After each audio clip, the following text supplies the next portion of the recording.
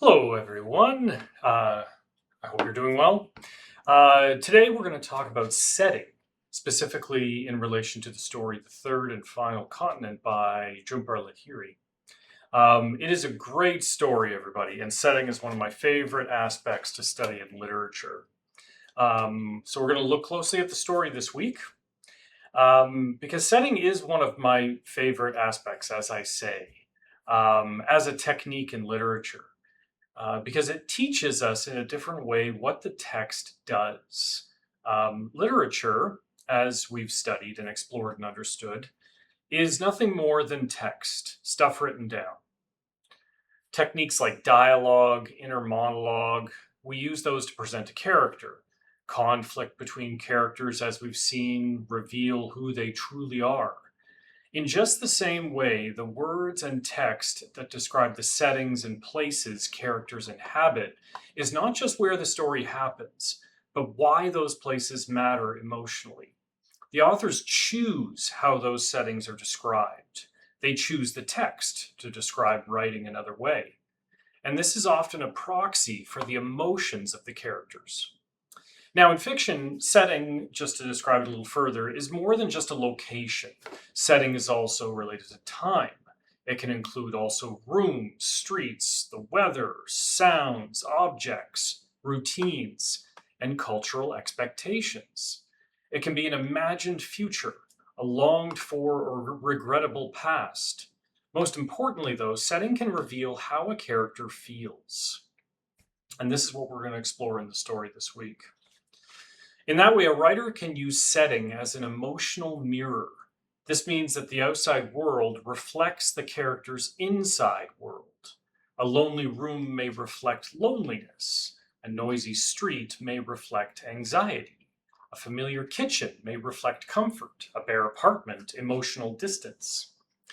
In The Third and Final Continent, Lahiri uses setting in exactly this way. The narrator's movement from India to London to America is also an emotional journey from displacement to adaptation to belonging, which are the major themes explored in the story. Once again, we study how technique produces effects on the reader in literary analysis. And to study setting shows us how authors can create messages through the spaces characters inhabit. Now, let's look at the narrator's time in London. Okay, so the character leaves India in 1964, and he lives in Finsbury Park, as the story tells us, in a house full of Bengali bachelors. The house is crowded and poor. The men live in several to a room, share an icy toilet, cook egg curry, eat with their hands, drink tea, smoke, listen to music, and watch cricket. This setting shows hardship, but it does not show complete isolation. The men are poor, but they're together. They share food, culture, language, ambition. The house mirrors the narrator's early immigrant condition. He's struggling, but he's not alone. He has a loose community of other Bengali men who are also trying to educate and establish themselves abroad. The setting reflects survival, endurance, and temporary belonging in this way. Now compare that with the YMCA in Cambridge, Massachusetts, when he arrives there. When the narrator arrives in America, his first room contains only a cot, a desk, and a small wooden cross. There's a bare window overlooking Massachusetts Avenue, and cooking is forbidden. At night, the city is full of car horns, sirens, flashing lights, and buses. The narrator says that the noise feels suffocating and that he feels it deep in his ribs. This is one of the most emotionally important settings in the story. The YMCA mirrors culture shock. The narrator is not only in a new country, he's also in a room that gives him almost no comfort. Unlike the London house, there are no other Bengali bachelors, no shared egg curry, no weekend cricket, no familiar social world. There's only noise, heat, strangeness, and sleeplessness. So Lahiri makes an important comparison here. The narrator says the noise reminds him of the engine room on the SS Roma. the ship that brought him from India to England. But on the ship, he could escape to the deck, feel the breeze, and look at the ocean, he tells us. At the YMCA, there is no deck, no ocean, no breeze, and no one to talk to. That comparison helps us understand his emotional state. Travel once felt difficult, but also adventurous. America at first feels trapped and overwhelming. So the YMCA setting mirrors the narrator's loneliness, exhaustion, and disorientation.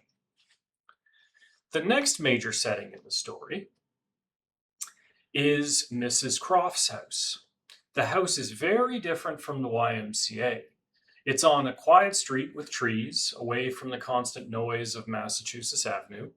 The house is old-fashioned, with a chain-link fence, lace-covered furniture, a parlor, bookcases, a piano, a radio, and a bench. Mrs. Croft herself is over 100 years old, we find out, and lives according to strict rules and routines. At first, this setting feels strange and uncomfortable. Mrs. Croft demands the narrator lock the door, sit down, and repeat the word splendid after she celebrates the American flag on the moon. The narrator feels baffled and somewhat insulted. But slowly, the emotional meaning of the house changes. What begins as awkward becomes familiar. Every evening, the narrator sits with Mrs. Croft on the bench. Their conversation is repetitive, but the repetition becomes a ritual. He pays the rent respectfully. He notices her age. He worries about her safety. He begins to admire her survival. This is important because Mrs. Croft's house becomes the narrator's first real emotional connection to America. It is not home in the usual sense. He's only renting a room.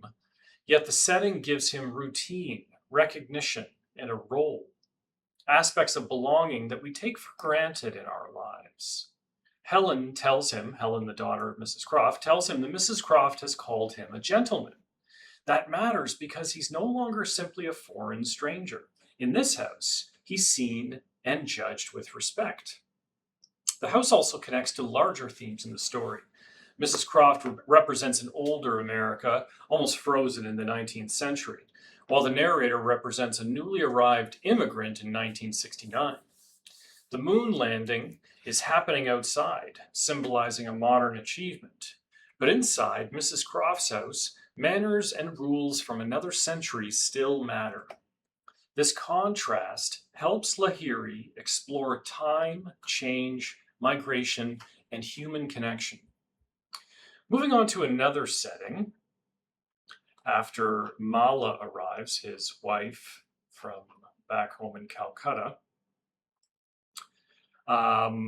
this setting is brief. So the setting where she arrives in the airport for the first time. Let's just go down here to this. Yes. Okay, so she arrives in the airport for the first time. The setting is brief, but it's emotionally powerful. The narrator recognizes Mala immediately. She's dressed traditionally with her sari over her head, gold bracelets on her arm, red circle on her forehead, and red dye on her feet. He does not hug her, kiss her, or take her hand. Instead, he speaks Bengali for the first time in America and asks whether she is hungry. The airport is a place of transition in the story. Mala has left Calcutta and entered America, but emotionally, the narrator is also entering a new life.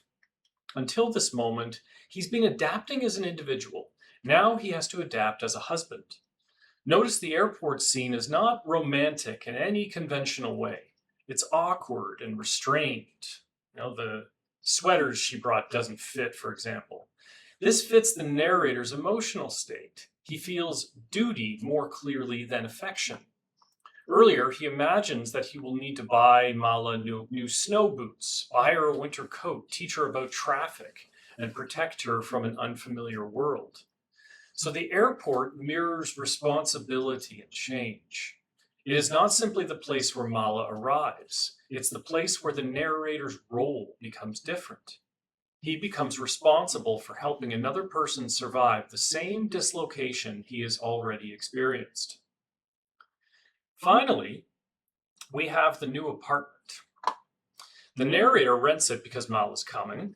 It has a double bed, a private kitchen, and a private bathroom. On paper, it is a proper home for a married couple, but emotionally, it begins as a bare and awkward space. When Mala first arrives, they sit at a bare table and eat egg curry, which is a detail that mirrors the earlier emotional life of the narrator. They're married, but they're still strangers. This is one of Lahiri's subtle achievements in the story, I think, because the apartment does not become home immediately. It becomes home gradually.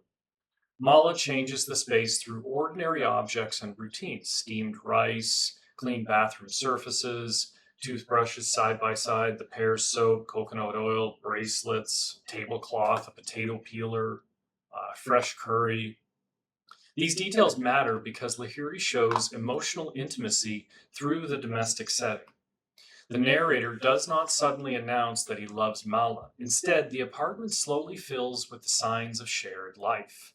The setting mirrors the slow development of marriage in this case. The key turning point, though, comes when the narrator takes Mala to visit Mrs. Croft.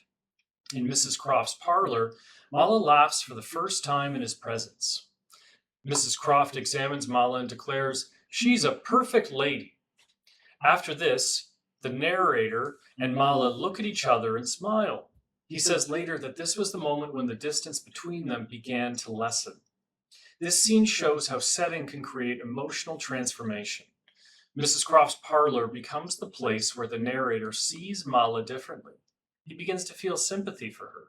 He remembers his own confusion when he first arrived in London.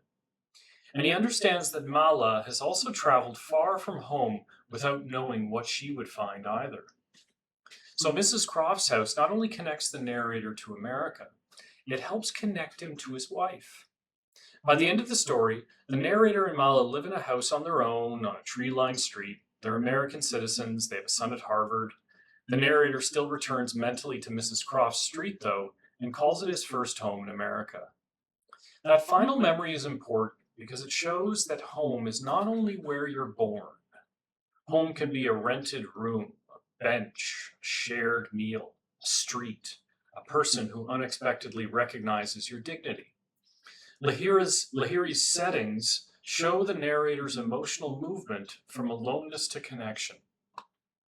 So when we analyze setting in this story, or any story for that matter, we should ask, what does this place look, sound, and feel like? What emotion does it create? How does the narrator respond to it? And how does the setting change as the narrator changes? So in the third and final continent, everyone, Lahiri uses setting to show that immigration is not only a physical journey, it's also an emotional journey, and one she describes through the trappings of the elements of life around our spaces that amount to a feeling of belonging. Think about your own sense of home, just as a closing thought, of belonging to a family, to a group of friends, or to a community. What are the things within these spaces that create your own identity of belonging? Just like it was created in the third and final continent. Thank you very much, everybody. I hope you enjoy the story, and I'll see you in the discussion forums.